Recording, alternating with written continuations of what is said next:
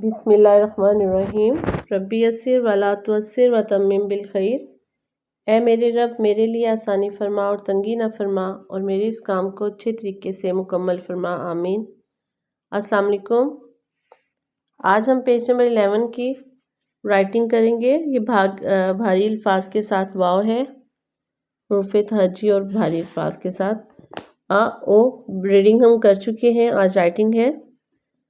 आ ओ ओ ब ओ बो भ ओ भो पो फो त ओ तो थ ओ थो ट ओ टो स ओ ढो सो। तो ये बे की फैमिली को देखते हैं पहले। बिस्मिल्लाहिर्रहमानिर्रहीम। बे की छोटी शक्ल सिंपल और इसके साथ वाव। भ जो है ये लाइन से ऊपर, पहले जो हमने अलिफ के साथ राइट किया था वो हमने नीचे ये सेंटर वाली 2 लाइन में हमने इसके हे बनाया था, लेकिन अब हमने इसके साथ वाव बनाना है। वाव अपनी जगह पे रहेगा, इसलिए हम इसको जो है इसकी ये जो आई बनाई थी हमने, ये इसके लाइन से थोड़ा ऊपर चले जाएगी।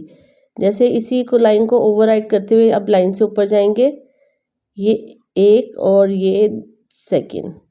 अब लाइन के नीचे लाइन आएगी, ये सेकंड लाइन के, और वाव जो है वो अपनी जगह पे रहेगा कर्व के साथ। ये दोबारा देखें। अब प ओ पो, और अब फ देखें कर्व के साथ। इसी लाइन को ओवरराइट करते हुए लाइन से ऊपर जाएंगे, ये सेंटर से ये लाइन सेकंड लाइन नज़र आएगी। एक और लाइन से ये नीचे लाइन लगा के, तो वाव अपनी जगह पे। फ ओ फो। आगे त ओ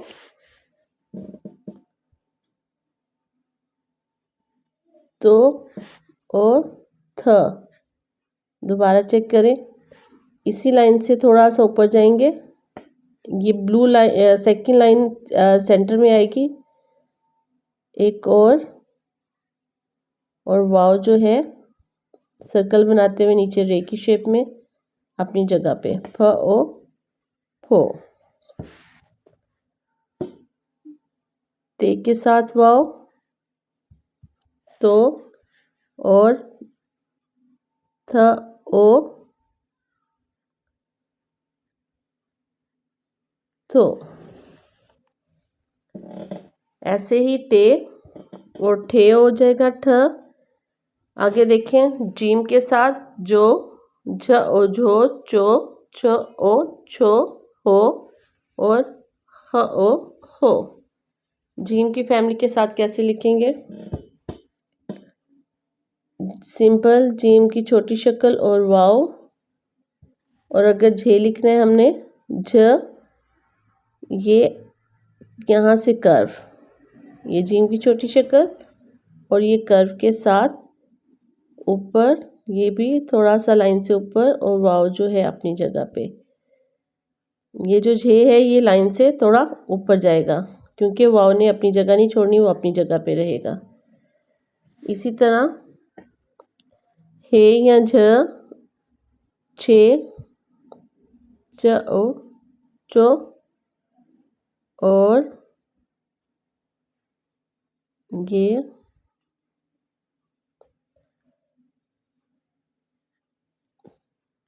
च ओ छो।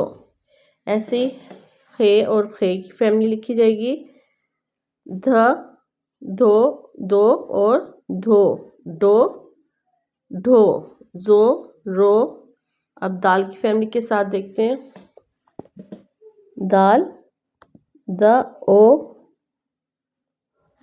और दाल ध। ये अब अगर पहले जीम के लिए हमने ऊपर से कर्व दिया था, अब हम ये दाल के साथ जो है इसको हम लाइन के नीचे से स्टार्ट करेंगे, ऐसे स्वाद की तरह, और ये